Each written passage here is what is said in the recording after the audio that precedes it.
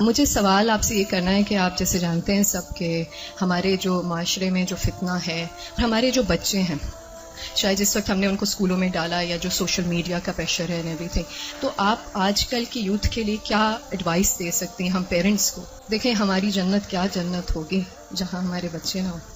بہت مشکل ہے کیونکہ آپ دیکھ رہے ہیں ہر طرف سے media is playing such an important and such a difficult role کہ ہم پیرنٹس کے لیے اس چیز کو سنبھالنا بہت مشکل ہو گیا ہے.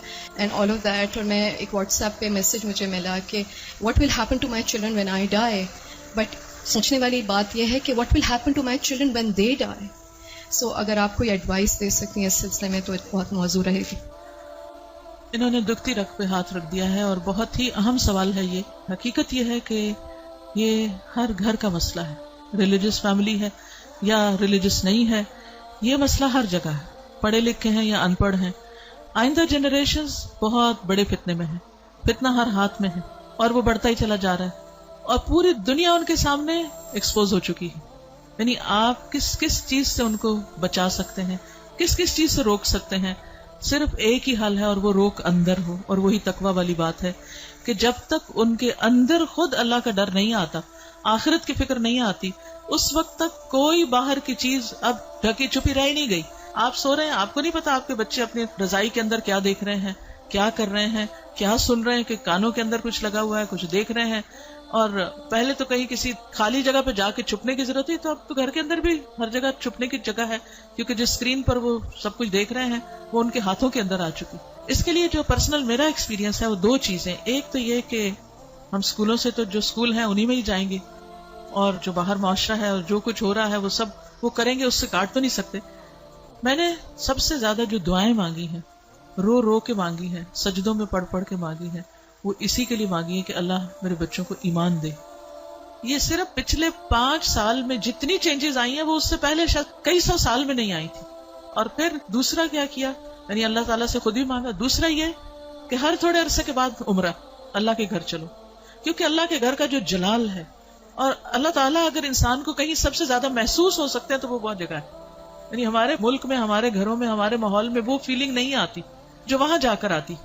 تو الحمدللہ ان عمروں نے، اللہ کے گھر کی زیارت نے دل کے اندر تھوڑی سی جگہ بنائی اللہ کو پہچاننے کی. کیونکہ جب تک اللہ کو بچے پہچانتے نہیں، اس کی عظمت کو محسوس نہیں کرتے، وہ اللہ سے ڈر نہیں سکتے، تو وہ تقویٰ نہیں آتا دل میں. تو اس سے یہ ہے کہ وہ ایسی جگہ ہے جہاں اللہ ماشاءاللہ سب کو جا کر یقین ضرور آتا کہ کوئی ہے ایک جس نے یہ سب کچھ بنایا.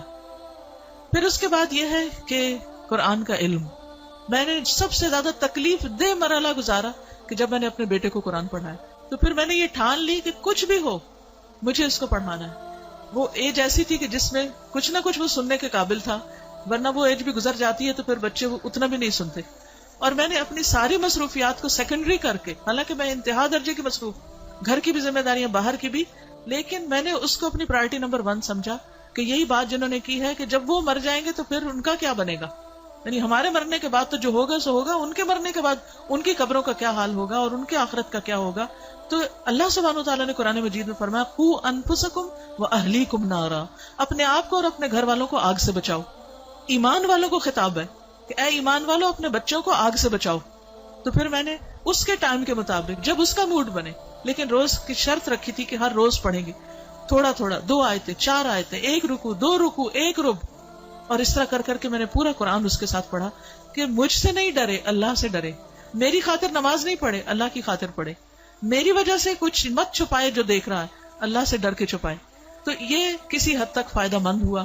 یہی ماؤں سے کہوں گی کہ ساری مصروفیات اپنی جگہ ہیں، لیکن بچے آپ کی پرائرٹی نمبر 1 ہونے چاہیے.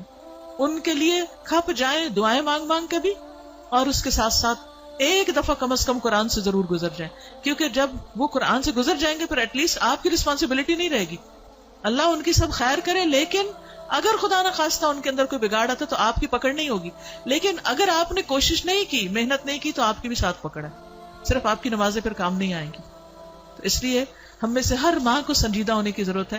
چاہے رونا پڑے، محنتیں کرنی پڑے، بھوک کاٹنی پڑے، کچھ کرنا پڑے، لیکن پکڑ کے بیٹھے، خود بیٹھے. یہ مولویوں پہ نہ چھوڑیں کہ کوئی اور آ کے لیکچر دے گا تو وہ سن لیں گے، اس کو بتا دیں گے، ابا کو بتا دیا، چچا کو بتا دیا، اس کو ماموں کو بتا دیا.